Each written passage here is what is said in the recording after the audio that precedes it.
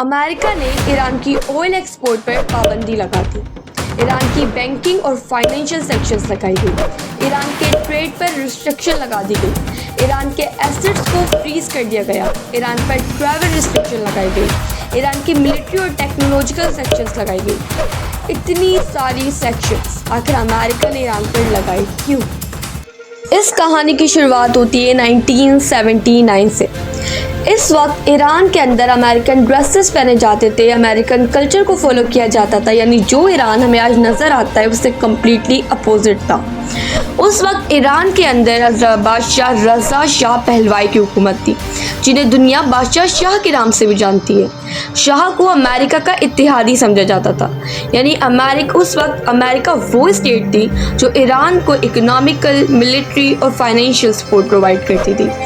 امریکہ اور ایران کے درمیان تعلقات بہت اچھے تھے۔ شاہ جو تھے وہ بہت بڑے بڑے ڈیولپمنٹ پروجیکٹ کرنا چاہتے تھے، پر ایران کی سڑکوں پر کچھ اور ہی کہانی لکھی جا رہی ہوتی ہے۔ 1978 کے اندر ایران کے لوگوں کی طرف سے احتجاج کیا جاتا ہے۔ ایرانیز کا کہنا تھا کہ کنٹری کے اندر الیکشنز فری نہیں ہوتے، لوگوں کو فریڈم ٹو اسپیچ نہیں دیا جاتا، جو اپوننٹس کھڑے ہوتے ہیں بادشاہ کے ذریعے انہیں جیل میں ڈلوا دیا جاتا ہے۔ دولت صرف کچھ لوگوں تک محدود رہ گئی ہے، یعنی جو لوگ امیر ہیں وہ امیر سے امیر تر، اور جو غریب ہیں وہ غریب سے غریب تر ہوتے جا رہے ہیں، جس کی وجہ سے لوگ بادشاہ کی حکومت کے انتہا سے زیادہ خلاف ہو چکے تھے، اور اسی وجہ سے انہوں نے کنٹری کے اندر احتجاج شروع کر دیا۔ 1978 کا یہ احتجاج 1979 میں عروج پہ پہنچ جاتا ہے۔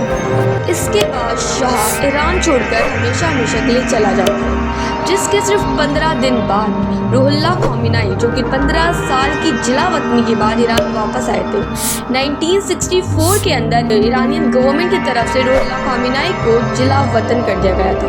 15 سال بعد جب روح اللہ خامنائی جب اپنے وطن واپس آتے ہیں تو انہیں بہت وارملی ویلکم کیا جاتا ہے۔ ان کے آنے کے بعد شاہ کا مونراج پورا ختم ہو جاتا ہے، اور جو گورنمنٹ ہوتی ہے وہ روح اللہ خامنائی کے انڈر چلی جاتی ہے۔ 1 اپریل 1979 کو ایران کو Islamic republic of Iran declare کر دیا جاتا ہے۔ 1979 میں شاہ جو ہوتا ہے وہ اپنے کینسر کے علاج کے لیے امریکہ چلا جاتا ہے، پر اب ایرانیز کو ایسا لگتا ہے کہ امریکہ جو ہے وہ شاہ کو پالیٹکس میں دوبارہ لانا چاہتا ہے، یا شاہ کو ایران کے قانون سے بچانا چاہتا ہے، جس کی وجہ سے لوگوں کے اندر غصہ بہت زیادہ بڑھ جاتا ہے۔ 4 نومبر 1979 کو ایرانی اسٹوڈنٹ کی طرف سے تہران میں موجود امریکن ایمبیسی کے اوپر قبضہ کر لیا گیا۔ اس میں 66 امریکن ڈپلومیٹس موجود تھے جن کو بندی بنا لیا گیا۔ باقی کچھ کو رہا کر دیا گیا، پر پھر بھی 52 امریکنز کو 444 دن تک قید میں رکھا گیا۔ اسٹوڈنٹس کی ڈیمانڈ کلیئر تھی، شاہ کو ایران واپس بھیجا جائے، شاہ کا ٹرائل ہونا چاہیے، امریکہ ایران کی انٹرنل افیئرز میں مداخلت نہیں کرے گا۔ 1980 کے اندر امریکہ کے ذریعے ایک ریسکیو مشن کیا جاتا ہے، آپریشن ایگل۔ اس مشن کا مطلب بہت سمپل تھا، ہاسٹیج کو فورسز کے ذریعے ریسکیو کرنا، لیکن ڈیزرٹ میں آ کر ایک ہیلی کاپٹر ایئرکرافٹ کے اندر ایک ٹیکنیکل ایشو آتا ہے، جس کی وجہ سے ہیلی کاپٹر اور ٹرانسپورٹ ایئرکرافٹ ٹکرا جاتا ہے اور 8 امریکن فوجیز مارے جاتے ہیں، جس کے بعد اس مشن کو فوراً روک دیا گیا۔